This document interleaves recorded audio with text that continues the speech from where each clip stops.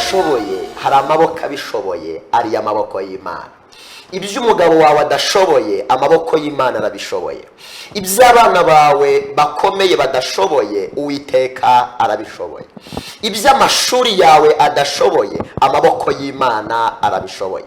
Kubwanjye nzabyikorera, kubw'Uwiteka azabyikorera. Yesu yavuze ijambo rikomeye ari ku musaraba, aravuga ngo mwese abarushye n'abaremerewe nimuze munsange ndabaruhura.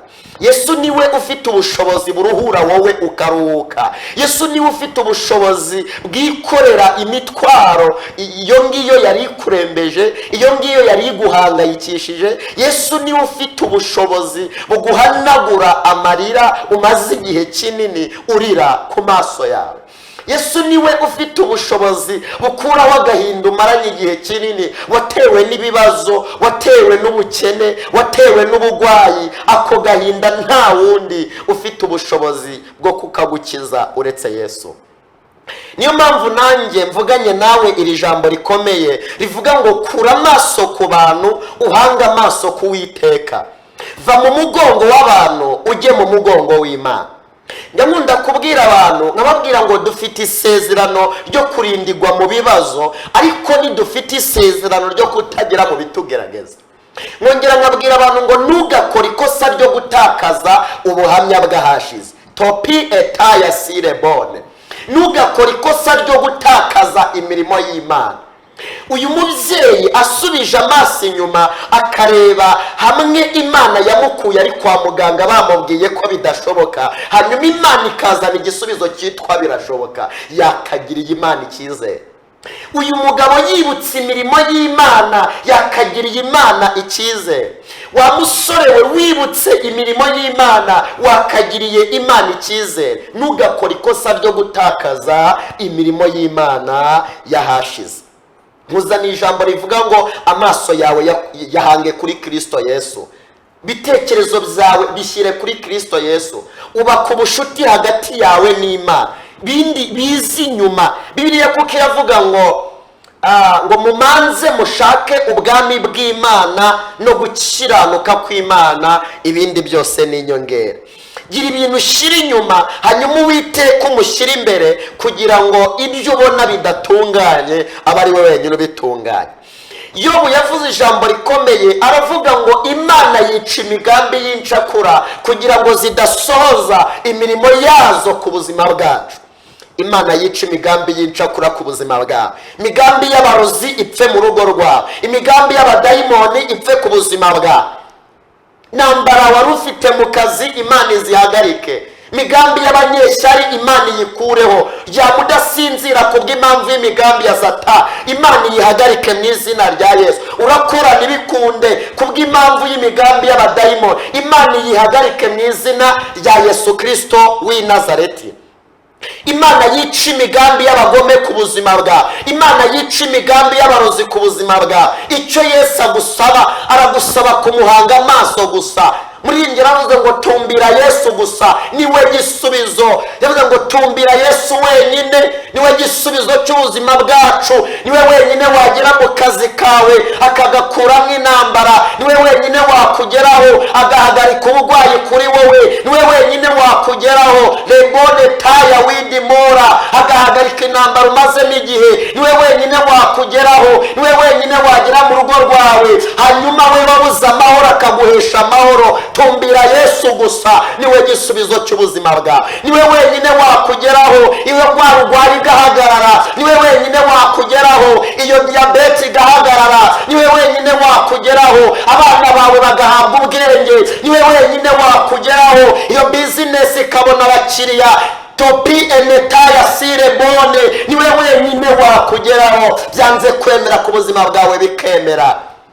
Kiganiro cyihumure, Yesu arimo araguhamagara ngo mutumbire gusa niwe ufite ubushobozi bwo kuguhumuriza. Yaravuze ngo mwese abarushye n'abaremerewe nimuze munsange ndabaruhura. Imana ihimbazwe. Hanga amaso mama kuri Kristo, hanga amaso papa kuri Kristo. Muntu wizeye Yesu ntabwo namubonye amwara. Dawidi yarasenze aravuga ngo nyiri umusore ndinze nsaza sindabona umukiranutsi arekwa cyangwa ngo urubyaro rwe rusabirize. muntu w'Imana aratungurana, ongera uhange Kristo amaso. Ijambo ry'Imana nararisomye muri Yeremiya igice cya mbere umurongo waho wa 19 rirambwira ngo bazakugwanya ariko ntibazakubasha, ngo kuko ndi kumwe nawe kugira ngo nkurokore. Hanga amaso Kristo, niwe gisubizo cy'ubuzima bwawe. Nkuzaniye ijambo rivuga ngo amaso yawe yakure ku byo wari uyahanzeho amaso, hanyuma uyahange kuri Kristo, ibyawe bizagenda neza. Imana yo mu ijuru iraguhamagaye kugira ngo wongere uyigirire icyizere. Nanjye Imana nagendanye nayo inkura mu ishyamba nabagamo, hanyuma inkorera ubukwe. Uyu munsi wa none ndi umugabo. Abantu bazi amateka yanjye ntabwo nari nzi ko nanjye naba uwo ndi uyu munsi, naba umugabo w'umugore, ariko ubu ndi umugabo, mfite urugo, byavuye mu maboko y'Imana. Nta maboko yari kubikora uretse Uwiteka.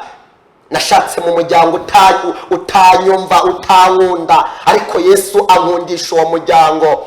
Nashatse abantu bavuga ngo ntabwo urugo uzarushobora, bampa icyumweru, none ameza ngaha arashize, nta wundi wabishobora uretse Yesu.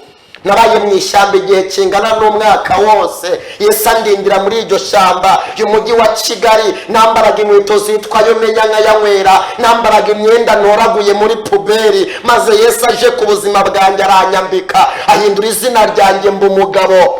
Najyaga ibiryo mvuye kubitoragura mu mifuka, kujya kwanja isahani yanjye yabaga muri puberi, topi enetaya, ariko Uwiteka akambwira ko azangirira neza. Muhanga amaso, uyu munsi byakwanga, ariko ejo Uwiteka afite inzira. Birashoboka ko ubuzima uhagazemo cyangwa intambara urimo ari inzira Imana iciye kugira ngo iguhuze n'amahirwe yawe. Weho wari uri kurira, Yesu muhanga amaso. Weho wari ubabaye, Yesu muhanga amaso. Amarira urarurira ubabajwe n'umugabo, Imana ifite ubushobozi bwo kugenderera umugabo wawe ikamuha agakiza. Imana ifite ubushobozi bwo kugenderera umugore wawe ikamuha agakiza. Amarira urarurira usaba Yesu ngo aguhe urubyaro, Yesu afite ubushobozi bwo kuguhesha abana. Amarira urarurira ubwira Yesu ngo nagukize. Mbonye Imana ikiza abantu benshi indwara zikomeye tubasengeye, ababuze urubyaro bakabubona.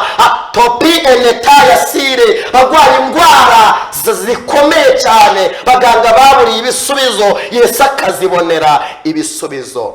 Muri Yesu birakunda, muri Yesu biremera, muri Yesu hari ubugingo, muri Yesu hari nubwo iby'isi. Muri njye ravuze ngo mu isi ndi umushyitsi, ntabwo nzayihoramo, ngo ariko ngo ndi mu rugendo runjyana mu ijuru. Imana ifite imigabane ibiri ku muntu yubaha. Mugabane wa mbere ni ubugingo buhoraho, mugabane wa kabiri ni uguhigwa uri ku isi. Hanyuma Yesu muhanga amaso kuko ari we gisubizo cy'ubuzima bwawe.